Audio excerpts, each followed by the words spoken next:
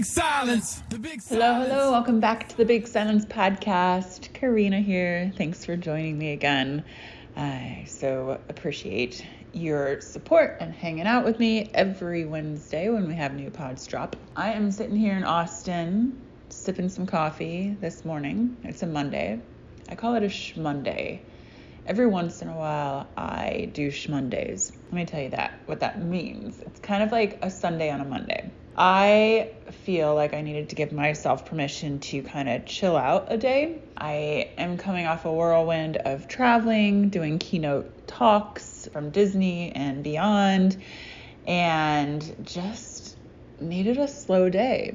And then I had family, and then I had a beautiful guest, Katrina Surdy, in town in Austin. She is a TIU, Tone It Up, OG of 13 years and just has this incredible story. So did a ton of podcasting last week. We did a Why Not Wednesday, her podcast, and the Why Not Wednesday is coming out next Wednesday. So make sure you subscribe or download and make sure you get alerts to know when the new podcasts come out. And speaking of that, also, if you leave a review, every month we are choosing one person who leaves a review on Apple for the podcast, and we are sending you some really cool swag from Big Silence and Tone It Up.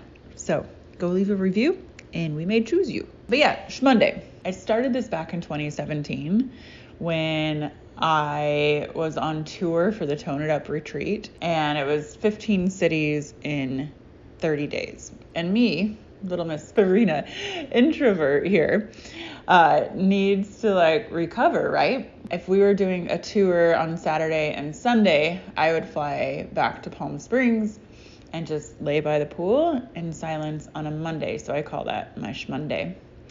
But yeah, it's been a great weekend. Lots of going on with Tone It Up and Big Silence and podcast and all the things. And last night I had dinner with my friend Jenna Ballard, who is today's podcast guest. It was her birthday. She turned 41. You go, girl. It's so interesting. I met her when I moved to Austin, and we've become closer and closer. And we realized that we have so many paths that crossed when we were all in LA at the same time. And so Jenna, she began her career as a personal trainer and a mindset coach, and she worked with Ben Stiller, Katy Perry, Jeremy Piven, the Guest family, all the things.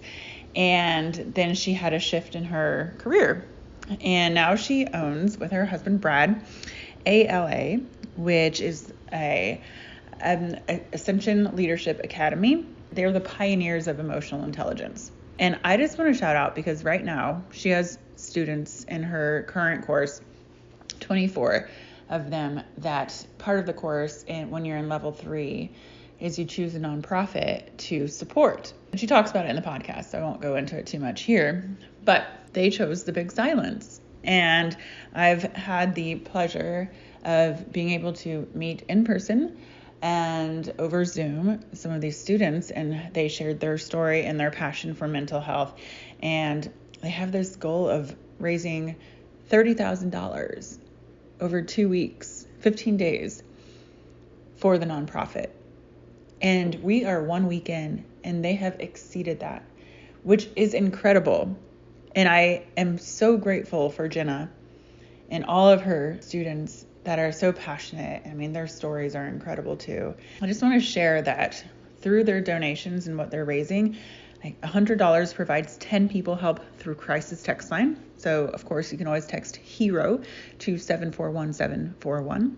$250 provides a month of support for someone in a mental health desert through our Therapy for All program, which you can apply for at thebigsilence.com.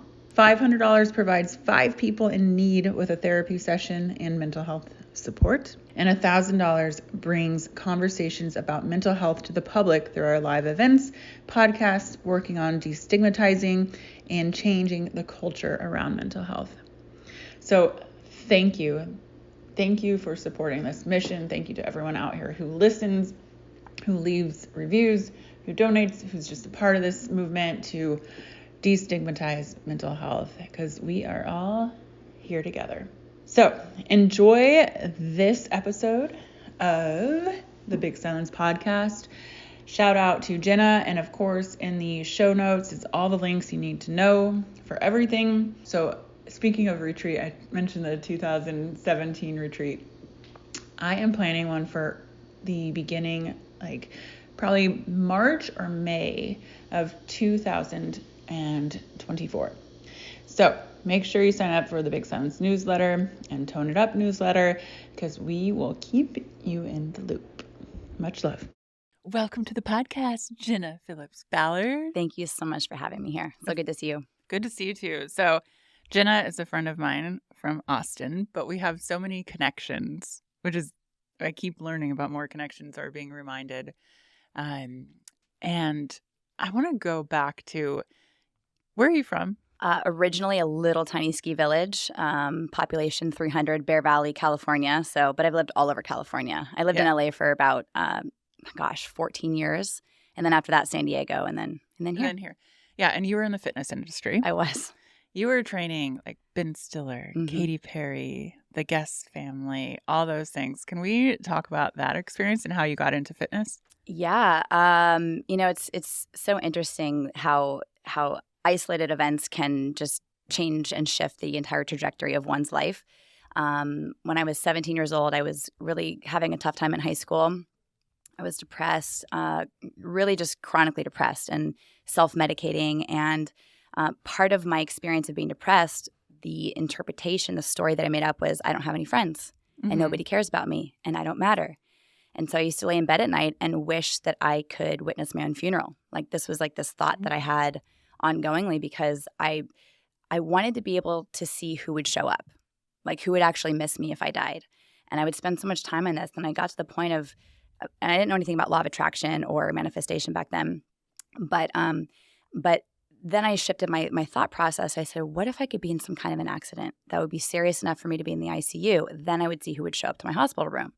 And I just kept thinking about it. And then a few months later, I was in a head trauma accident. I was decorating for a party I was going to have at my house. I was in the hayloft of a barn that we had on the property, and I fell. I ran out of floor. I wasn't paying attention, and I fell 14 feet, landed on my head on concrete, instantly unconscious, don't remember falling at all, rushed to the ICU. So you manifested that moment. Literally manifested that. That's when I found out that I can manifest anything. I'm in this coma, and they were doing all this routine blood work on me, and they discovered that I had diabetes, type 1 diabetes developing in my body. So that was a huge, huge blessing, because I didn't realize that it was happening. And so I'm in this coma, and the doctors are preparing my parents for the worst case scenario. And they said, we don't think that Jenna's going to wake up anytime soon. When and if she does, she'll never be the same. And I miraculously woke up the next day, which supported the swelling in my brain going down. But I had no short-term memory. And I also woke up a completely different person. And I was happy. It was almost like I was going down the wrong path, and God, the universe, was like, we need to give you a little bump on your head, because this is definitely not the path you're meant to be on. And I woke up with this interesting sense of gratitude and joy and curiosity. And I got to relearn how to read and write and put my thoughts into words. And how old were you? 17. I had one semester left of high school. And so the challenging part about that was, at one point, writing, creative expression was a strong point for me, and that it became my weakness. And so I really got to learn how to put my thoughts into words all over again. And I don't remember a lot around that time, but I do remember there was one specific meeting that I was having with my mom and my doctor. And the doctor said to my mom, we don't think that it's going to be ideal for Jenna to attempt to go back to high school and finish and graduate from high school on time. I was class of 2000, so it was like I have to walk with my class. But I had one semester left, and he said, we think it's just going to be too stressful, so she shouldn't even try. And I'm sure you know how – You did it, though, right? Of course, right? So when someone tells you can't do that, you're like, watch me do it. That's like, we were just talking in my kitchen. Bobby's like, no more Pomeranian. Or no, my parents told me when I was younger I couldn't have a Pomeranian. They got Chow Chows. I'm like, watch me. Now you have 5,000 of them. So good. No one tells us no. no. Right. So it was like this burning sensation that I felt in my core. I was like, watch me do it. And so I went back and I applied myself, and I missed 3 weeks of school. And what was really powerful about this whole experience, when I got home, my whole room was covered in banners, balloons, flowers. I mean, there was standing room only. So many people showed up to my hospital room, but I kept forgetting why people were coming. I was like, why are you here? But I just felt so much love. And so it was like I got this validation that I was asking for. And got this proof that I do matter, that that I'm supposed to be here. And with the diagnosis of the type 1 diabetes, I became passionate about health and fitness. And I started working out. I started understanding energy in, energy out, and treating my body right. And I started to feel better overall. And I got into personal fitness and personal training. And you've heard of Legree Fitness or Pilates Plus. Yes, Pilates Plus. So I was one of the first original instructors at the first ever Legree Fitness studio, Pilates Plus in Hollywood. And I was a trainer for 1 month. And at the time, I was in a relationship with someone that it was just not good, and I felt stuck in this relationship. And I didn't have the means to financially move out on my own. And I kept asking the universe for an exit. I'm like, God, I just need an exit. I need an exit. And then Sebastian comes to me one day and he says, "Hey, do you want to go train Ben Stiller on location for 4 months?" I'm like, that's my exit. Yes, actually, That's exactly what I want to do. And I got Ben Stiller in the best shape of his life for a night at the museum. And then my career just took off. It just was word of mouth. Trained Jeremy Piven, Katy Perry, a lot of musicians, Saudi Arabian royalty, just great people. It was a really, really fun time for life. I want to go back to, you mentioned before when you were having these visions of your funeral and depression as a teenager. Mm-hmm. Does depression run in your family? Is there something that happened when you were younger that maybe made it a situational depression? Or what have you done any work on why you were feeling that way as a kid? I think it was a kind of a series of things. Number one, we moved when I was younger, and I had a really hard time. I was bullied. I was teased by all the mean girls. Classic mean girl experience. Mm-hmm. So you're like, I don't know what you're talking about. So I got hit in the head with rocks on the playground. I mean, it's like kids are so mean. They can be so mean, mm-hmm. and so it really impacted me, and that really kind of formulated. I got hit by the head. I'm thinking I'm having a visual of that right now, like you getting hit in the head with a rock on the playground. I can't believe that. Because I was like a little shy loner. I was so shy, and then the girls were like, "Loser." I was like, "Oh." Yeah. So then, of course, that doesn't help with your shyness. That made me go reinforced. Further. Exactly. Yeah. Man. So it was that. I was this bright, shiny, loud, outrageous. I was that in my hometown, and then I moved to this new school, and I was being myself, and girls didn't like it. They weren't into it. They didn't understand me. And so kind of my ego fear is, I have a fear of being misunderstood. Mm-hmm. I have a fear of being misinterpreted, like my intentions being misinterpreted. And just, I was lied about. I was lied to. I was invited then uninvited on purpose to parties and gatherings, and just cast out, left to the side. And so it was just really challenging for me. And I have this really distinct memory of I was going to a modeling, scouting thing. And I was at a girlfriend's house, and then there was like 5 of us over there. And we were all outside on the trampoline. And then my mom and dad were going to come pick me up, and we were going to go to this event. And I was waiting out on the front porch, but I could hear them talking about me. They were on the trampoline. They're like, "Jenna is so ugly. I can't believe that she would think that she's going to be a model." And just like the things they were saying about me, I was like, oh. So I just had this, and then I wound up not going. It was just I created this, maybe I shouldn't go, and maybe I don't. So it's just so interesting how we, based on the events that we have and the experiences that we have, we create these interpretations about ourselves. And that really kind of formulated this belief that I had about myself, that I don't matter, I don't fit in, I'm not cool, I'm not funny, I'm not pretty enough, I don't have cool enough clothes. It was just an ongoing conversation that I'm not enough. And then my parents got divorced, so that really added to it when I was 16. So isn't it interesting how this is when we grew up? Because I was class of 1999. Mm-hmm. So we're around the same age, but everyone talks about social media now and youth, but I had 17 magazine. Right. And I was like, okay, I would spend 3 hours on my makeup to go hang out with my friends. And I wanted to be like that. It created an ED. And I feel like that pressure is continuing. So I'm not sure, that was our social media back then. Mm-hmm. And how do you see, because you're a mom of 2 now, what do you envision for the future of your children and what you want for them in media, in community? What would that dream be so that kids don't have to suffer? And with the Big Silence, we have our youth programming, and we're trying to really focus on youth mental health and therapy, which we didn't have when we were younger. But I just feel like, there's still a lot of work to be done. There is. And I think it's likely going to get worse before it gets better, unfortunately, because I think it's going to take something revolutionary for people to start waking up and to realize that the social media and the constant need for that dopamine hit to see all the likes and the views and all of that. I think that people are going to start to realize. I mean, there's obviously studies about it. There's science. I mean, you can see that there's actual data showcasing the harm and the challenges with that. But I think it is going to. I think people are starting to wake up to it. People are starting to realize that the thing to not do is to give your child a phone. I mean, I'm seeing like 9-year-olds with cell phones, and it's really challenging to moderate these devices. And I think that we just get to, as a community of people who are aware of the damage that could be presented to our children. I mean, they don't have the mental capacity to understand how to regulate these dopamine hits. And so, and it's so funny because, of course, before ever becoming a parent, I was like, I'm never giving my child a tablet. I am never, ever. And now you're like, here you go. I'm like, I do the best that I can. So it's challenging. It is challenging. And so it's just really funny how, you don't know until you're actually a parent, the difficulty that is presented, especially when I have a lot of things that I'm responsible for and people who look to me for guidance. And so it's really just creating that balance. I do believe that we do a pretty good job. Like, we don't let him watch anything and everything on YouTube.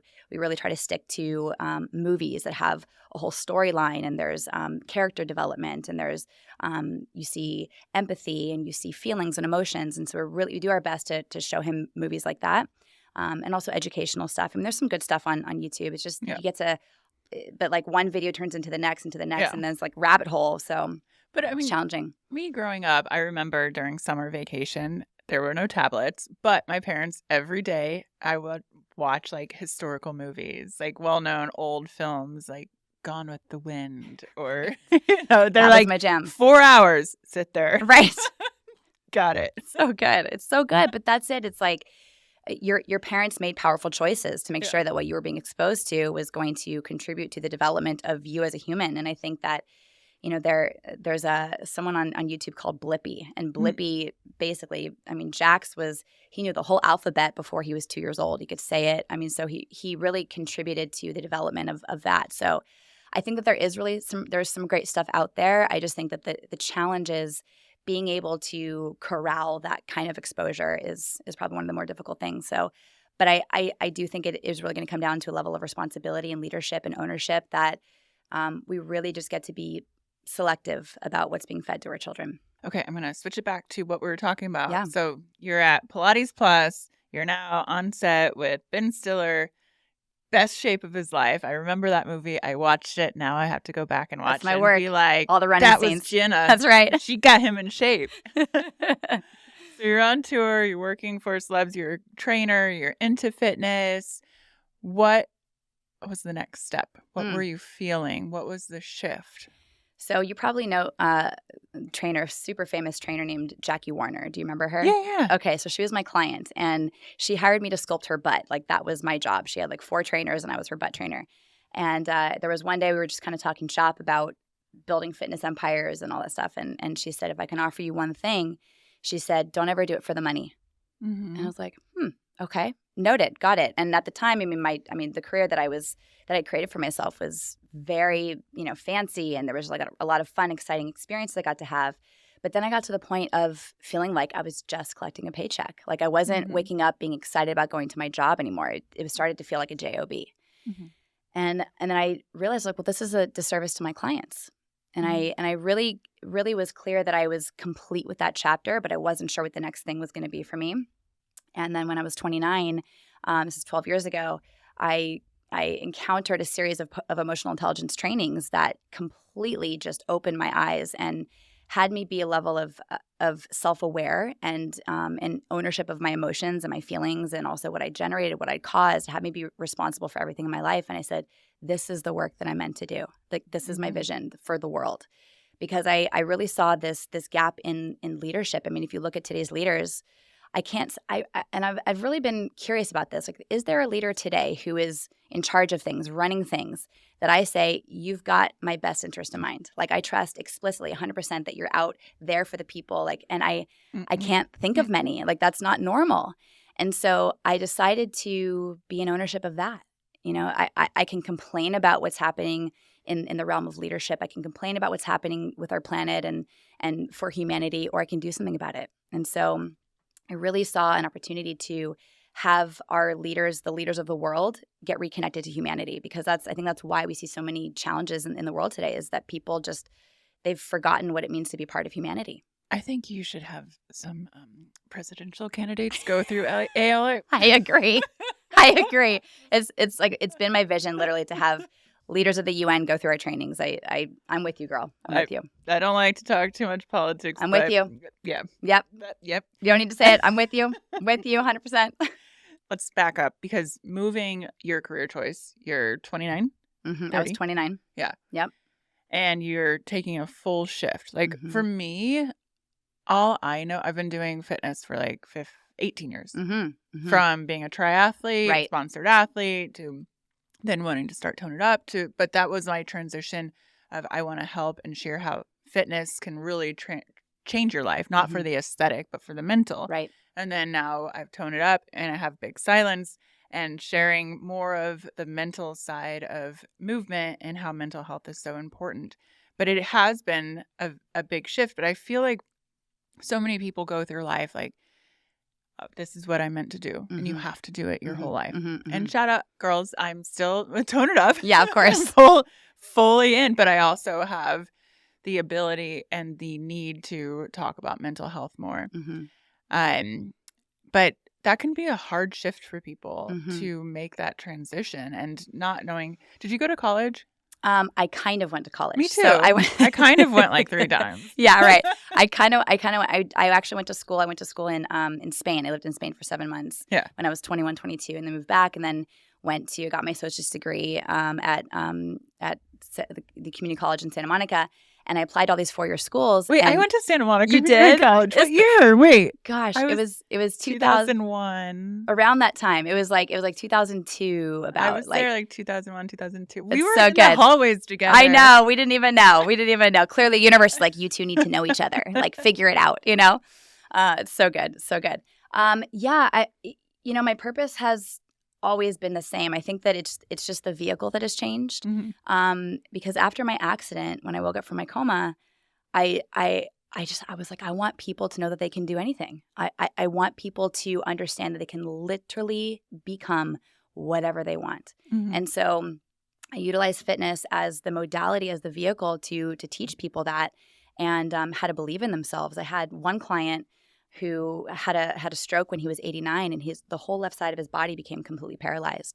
And just through intuition, I just had him believe in himself again, and I got him walking again. So I didn't have that kind of training. I mean, I wasn't a physical therapist, but it was all through teaching him how to utilize his mind to believe that he can do anything. And then he wound up being able to gain that whole function of his body again. So it's like the power of our mind is limitless. And when we truthfully believe that we can create anything, accomplish anything, become anything, then that's oftentimes the hardest part, is to shift that belief. And so, yes, of course, I did it with fitness, and it was really just this. It was a lifestyle experience. It wasn't just about looking good. It was also, I started to notice that their relationships were expanding and they were becoming more responsible. Like, I worked with the whole family, the whole Guest family, and the work that I was doing with Maurice Marciano, who was the CEO of Guest for a long time. Just throwing this out there, so my first job in LA was at the Guest on Rodeo Drive. Really? With the Marciano. This is when I was. What year was this? 1999. Okay, so we bypassed it, but I used to go in there all the time to do their fashion show, and so good, so connected. We are just like 5,000 times over. Of course, got it, universe. I got it. Okay, got it. We're supposed to know each other on many levels. So, so it was just I watched the culture of Guests shift, like with the work that I was doing with him. So really, I started to realize that what I wanted to create was a new level of responsibility for people, for leaders to just shift the way that they were they were impacting people. And because I worked with a lot of musicians, I mean, I think that musicians are some of the most influential people on the planet. If you think about it, when you go to a concert, everyone is there just in sync, unified, like everyone, no one's looking around like, are you a Republican? Are you a Democrat? Are you a vegan? Do you eat meat? What's happening? Like, do you believe that the earth is flat? Do you believe that it's round? So there isn't, there isn't that. Like everyone's just there to all be in contribution to this amazing music, which is an incredible language. And so it was really interesting because I watched the musicians. I was working with Mark Hoppus from Blink-182, for example. I was in charge of making sure they had healthy food for their tour when they got back together, Blink-182. And so I just watched the whole dynamic of the band shift. And so I was like, this is the work that I want to be doing. And I became really excited about leadership. I became really excited about standing for people to be in ownership of their interpretations and also their triggers and how they react to certain situations. And so after having gone through these trainings, I became really, really excited about diving in. And I wound up being mentored by the top trainers in the world and just completely became obsessed with understanding human behavior and how people deal with their trauma and how they respond to it, how to heal it. And it just became my life. And in that process, I also manifested Brad Ballard, who is my life-size Kindle. He's my husband. He does look like a Kindle. He does. And I know everything Barbie right now, but right? You literally you literally are Barbie and Ken. It's so good. It's so good. I'm gonna have to do some massive enrollment to get him to do a little Ken pose for me. But I'll get that. I'll get a picture of that. But yeah, so we became passionate about it, and we embarked on this mission together. And he was in corporate America his whole life, and he was also a soccer coach. Like he was really, being a coach at the collegiate level. And so he was coaching college athletes, and he thought that was going to be his life. And then he encountered this work, and he realized that he also wanted to be on this path with me. And so we thought we were going to be emotional intelligence trainers and just kind of, travel all around the world and do trainings everywhere. But we got to the place where we realized that the curriculum that we had encountered was a bit outdated, and the context that we learned this work was great. I mean, it really served us in a lot of ways, and we really wanted to modernize the context of this work. And so we were encouraged by our mentors to open up our own center and our own training facility. And we were the pioneers of this work in San Diego. We uprooted, moved our whole lives to San Diego, and it was a tidal wave. I mean, it just blew up. It was incredible. Yeah, and so many connections too. So James Nicholas Kinney, who's on the board of Big Silence. Jenna Anton, my makeup artist of many years, went through ALA. She also went through the other one. The other one with James. That's how she knows James. Exactly. There's so many. Yeah. There's so many. Beyonce. She went through another. I wish I could say she went through ALA, but she went through a center. Beyonce has done the trainings that we have at ALA. She went through another center called Momentum in New York. Yeah. And she's done a lot of work with the kids at through the center, and just really supports the teenage program. And so she's just she's an incredible human, and her favorite number is 4, and the number 4 is a stand for love. It means love, and so it's her favorite number. And so her album 4. So it's just really beautiful to see what she created after she went through these trainings, and how her album. I mean, have you heard the song "I Was Here"? No. Is it a new album? I'm a big Beyonce fan, but I haven't been. Listened her album 4. I think it was her 4th album. Yeah.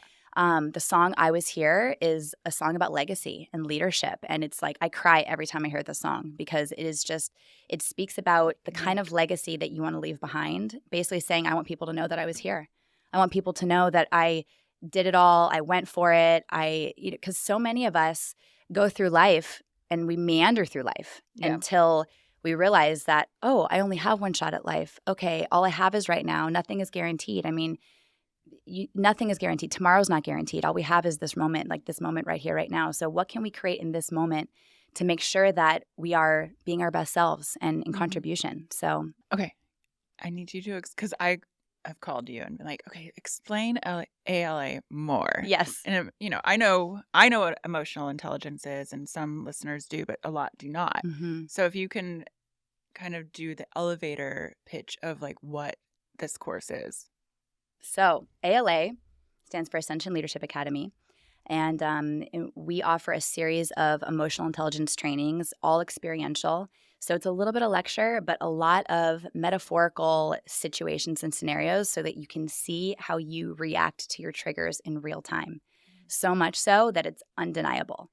Because we can say, oh, yeah, that kind of triggers me or she triggers me, but why?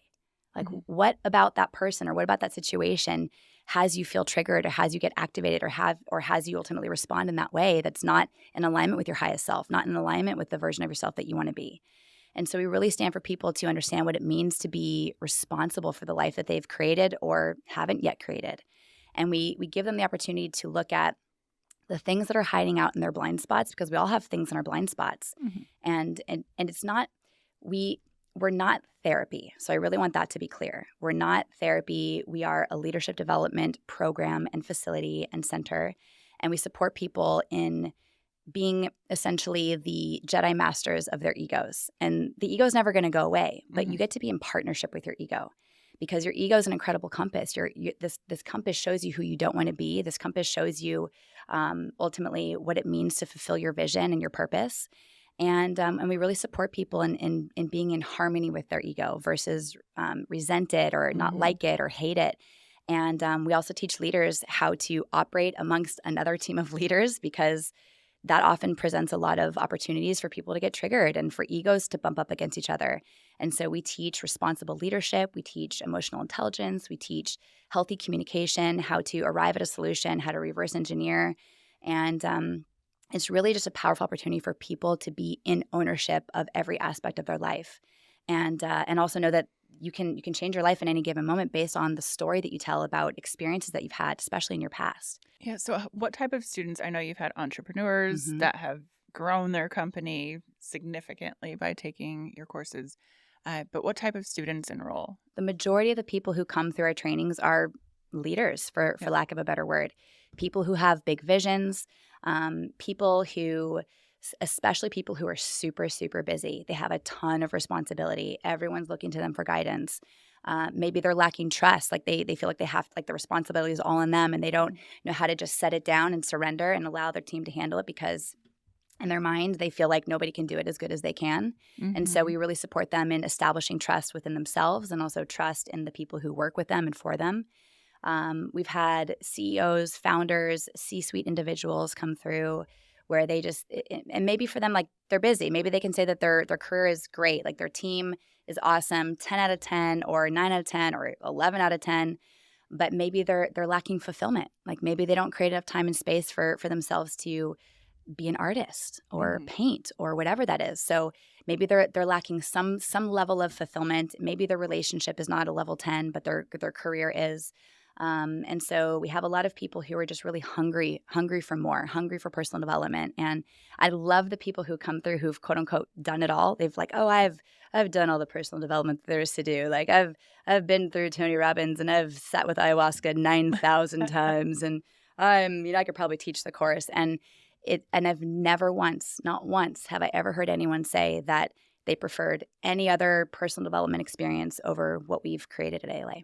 Yeah, I love what you're doing. And I especially love it because one of the aspects of it is you, in level 3, right, you have the team find a nonprofit that they want to contribute to and raise funds for. And I got an email through the big silence. And then Rachel, our executive director, reached out to me. She's like, hey, ALA has chosen you as their nonprofit to raise money for. I was like, wait, like Jenna and Brad? She's like, no, but it's their team. And then we had some calls and Rachel's been talking to them and giving them all the info about the big silence and all of our programs. And then I voiced in you. I'm like, hello. I know. So funny. But you can't have any impact on who your students choose. I don't get to have any influence. And I've always secretly hoped that someone was going to pick your organization, because obviously, I'm a big supporter of what you are up to and what you're creating. And so it was just really funny because when they were presenting it there were multiple organizations, they were all sharing. And then one of the students said the big silence. I was like, oh, I'm so excited. Can't pretend that I'm excited. I can't be excited. I'm neutral, fully neutral. But it all it was just really powerful to see the team understand the importance of really addressing this issue of mental health is something that so many people don't want to talk about. They don't want to deal with it. Yeah. And you're giving a voice to it. And that's why I'm such a huge supporter of what you're up to, because I've experienced many levels of depression. especially when I had I toxic want to mold, get into the the mold toxicity, conversation. like that poisoning. I mean, that Yeah. was a whole thing. So it's something that gets to be talked about. It's something that gets to be normalized, that it's a normal discussion. That's it. Yeah. And I've had many conversations with several of your students and their stories and what they share over Zoom. And I was on a Zoom call last night with them, and Brad was on there, and just really passionate people wanting to make a difference in the world and be their best version through ALA. And I'm just so grateful. And I'm going to put the link here in the show notes of the fundraiser that your students are doing. It goes until August 15th. Yeah. So the coolest thing about this is they've got a very small amount of time to raise the maximum number of funds for an organization that they feel really inspired to support. And they only have 15 days to raise money, and they're already well beyond past their goal, which is awesome. So for any of you who are listening, if you want to be a part of this really awesome movement and support Karena and what she's up to, definitely check out this link. And so it's just really cool to see them at this place, at this stage in their leadership, because level 1 is the discovery training. They discover where all their triggers came from. Level 2, they break through it. They confront it. It's such a powerful somatic process that it's like the transformation happens in their muscles, in their tissues, in every part of their body. And they become ultimately so aware of the stuff that happens in their brain. And then they take everything that they learned about themselves in level 1 and level 2, and they create this team dynamic where they're literally applying everything they learned about themselves, everything that they broke through, such that it sticks. Because a lot of transformational events, like, that's it. You have the event. Then there you go. Then good luck, and hopefully you apply this stuff in your life, and 8% of the people actually do anything about that. So we really wanted to create an experience and a process for people where this could be a part of their life where it would stick. And so for 3 months, they practice.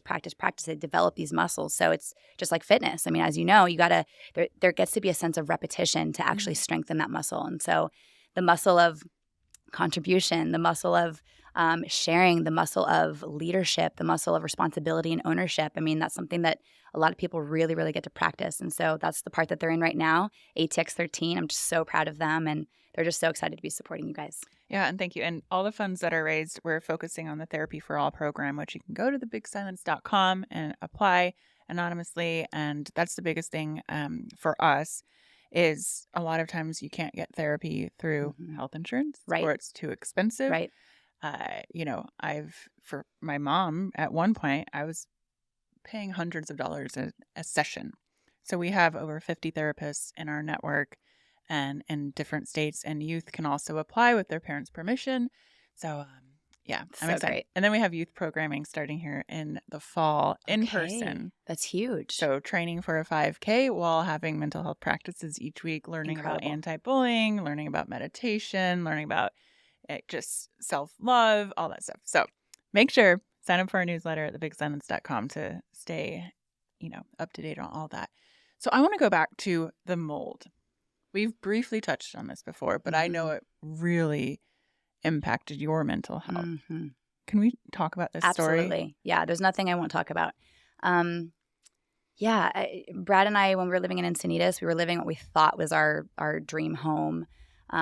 We really just felt so good about this home. It was just a beautiful, beautiful place. And it was right before Jax was born. So this is kind of at the end of 2019. I really started to notice what was ultimately a slow building up of Brad was experiencing really intense depression. He just was a different person. I mean, he went from being a high performance coach, just an incredible machine of transformation, and just the way that he coached people and guided. It was just beautiful to witness him. I loved watching him facilitate. It was like super sexy. And then something started to shift. Like he just wasn't that way anymore. And this was before Jax was born. And about 3 months after Jax was born, this is at the very, very end of 2019, he came to me and he said, I need to tell you something. He said, I've been having suicidal thoughts, and I feel like I'm in this hole and I can't climb out of it. I don't know what's happening. I don't know where this is coming from. And I'm 3 months postpartum, and I'm like, okay, so I get to put my postpartum to the side, and I get to lead our family and be the CEO of ALA, and also my personal brand and all the things. And it was just a really, really challenging time. So it felt like survival. Like I just got to get in survival mode. Yeah. And then it was about 6 or 7 months after that we were cleaning out a closet and we found black mold all along the baseboard on the wall. And I told my landlord right away, and I said, there's mold in here. She sent in her handyman. He ripped it out, but he's like, oh, it's actually, he replaced the drywall, which is something I found out that you should not do. It's like not a thing to do. That's not the way that you get rid of mold. No.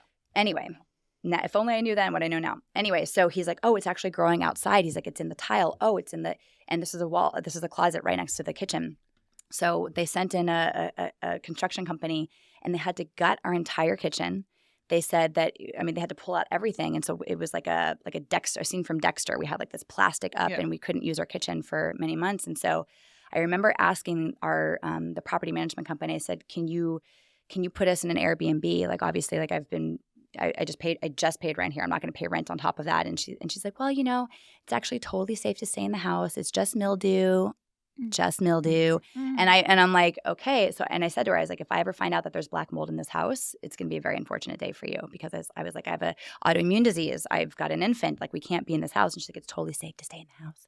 Found out that it was completely covered in black mold because I just had this gut intuition, like this intuition that said that there was something else going on. And I did urine tests, blood tests, and we had black mold off the charts.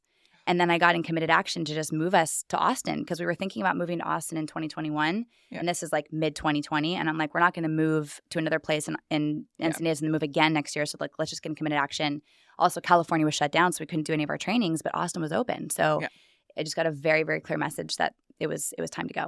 And did you have the same effects, like the depression, and how did you and Brad come out of that and heal from that? We're still coming out of it. It's been a long process. Yes, I did. I had chronic brain fatigue, and I had a really hard time.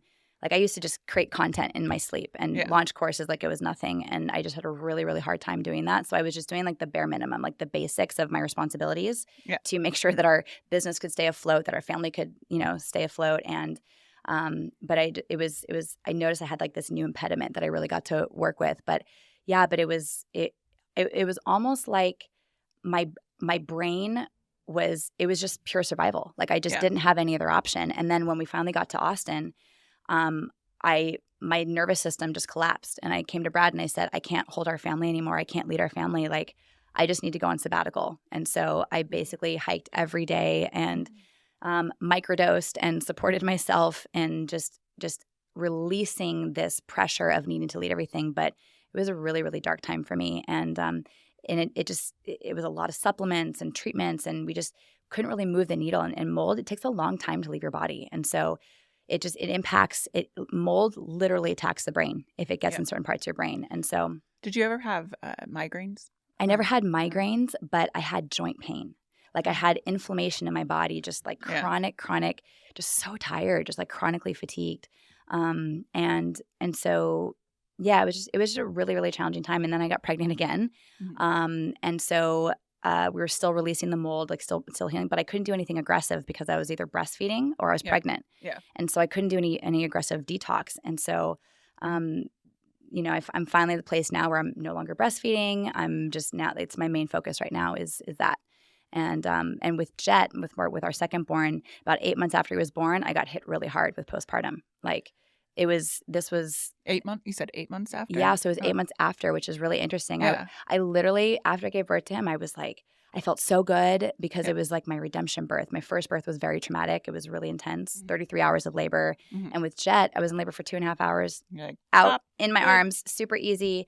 And I was on cloud 9. Like I felt invincible. And I kept saying, I was like, well, looks like I bypassed postpartum, but it hit me really, really hard about 8 months after he was born. What did that look like? And have you talked to a doctor or psychologist about how it, because I've never heard, I don't have a lot of experience in postpartum, but I've always heard it's like right after birth, not 8 months later. It can be. So it was right when I got my period back. Oh, okay. So my hormones were just, what's happening? And so it just was, I experienced debilitating anxiety, extreme paranoia, like thinking like everyone's against me.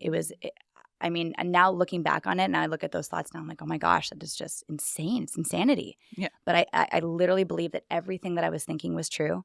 So then that had me just want to hide and not reach out to my friends and not be available for my friend. I felt like I was in this cocoon. I felt like it was never going to end. And really the only time that I was not kind of in that experience was when I was facilitating, when I was leading trainings, because in those moments I was focusing out.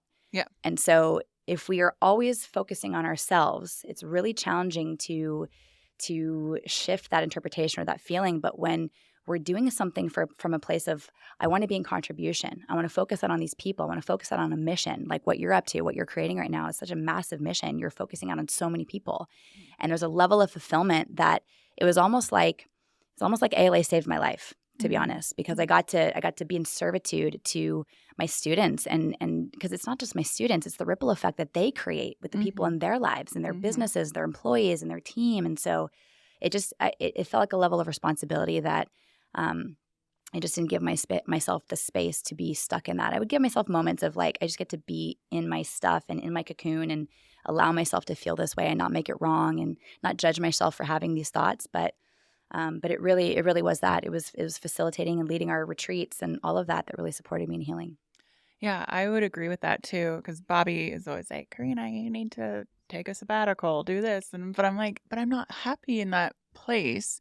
I know I have my personal practices, but it feels good to give back. And it wasn't until I started sharing, I spent 5 years writing my memoir and then starting The Big Silence and actually talking about mental health. And, even in the beginning of Tone It Up, where, was back then, like, people would shame you with the stigma of talking about my mother or my past, or, oh my God, fitness superstar, used to do a ton of drugs and, and was depressed. But then once you start talking about it and sharing your story and then being able to take that experience and help others, that is all part of the healing process. 100%.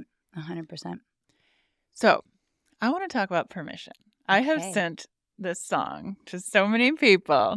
I just did a keynote at Disney last week in California. And I was like, should I call Jenna and be like, can I play this? But then I was like, I did a different meditation. But I was like, let's talk about how you got into this choice of your artistic side. Well, first of all, thank you. I literally forgot it. I was like, oh, we're going to talk about that. Okay, cool. Yes. So right when I was at the very end of when I was pregnant with Jax, like the very end of 2018, I had all this creativity just pouring through me. And I basically downloaded and channeled these 4 abundance mantras, for lack of a better word. No preparation, no notes, no practice, just closed my eyes, spoke into a microphone and just allowed this information to just come through me. And I created an abundance course and like launched it 5 weeks before. It was a 4-week course, 5 weeks before my son was born, because I was just a freaking maniac back then. But it was so fulfilling and I loved it. And then I was sharing these and I produced these videos to kind of go with these mantras. And I would share them with my ALA students in level 3 as like an extra value, extra bonus for them, where they could have these mantras and these meditations available for them. And one of the students, he said, I love these videos. He's like, did you make them? I said, yes, I did. He's like, okay. He's like, your zone of genius is you being the artist. He's like, I want you in my studio. Let's, re-record. Let's do all this. I want to do new audio, all this stuff. And he helped me reproduce ultimately this song. And so he helped me redo the videos. Like that felt really good. And then I wound up, but I didn't love the music that he put with it. So I found another DJ, another producer who is awesome. His name is Feedback, and he's someone I've known for like 11 years. He's making music for Rihanna. He's making music for DJ Khaled. Like he is killing it right now. And so he's like, yeah, let's do it. Let's do a song together. And so he created the original audio with my song Permission, which is the first of the 4 songs that I'm going to be releasing. And I finally gave myself permission to be an artist, because I'm like, well, I'm a leadership trainer and I'm a business owner and I'm a mom. I'm 40 years old but I'm like, what's exactly like what has me? And then I was like, I realized that conversation is the same conversation that gets in the way of our students who come through our process. And I was like, from a place of integrity, I get to release this song. I get to finish it. I get to be in ownership of it. And it was so funny because once it was done, it felt so precious to me and so important to me that I held on to it for 3 months. And I had a friend of mine just really powerfully stand for me. And he's like, you're not 32 anymore. I'm like, okay, thanks.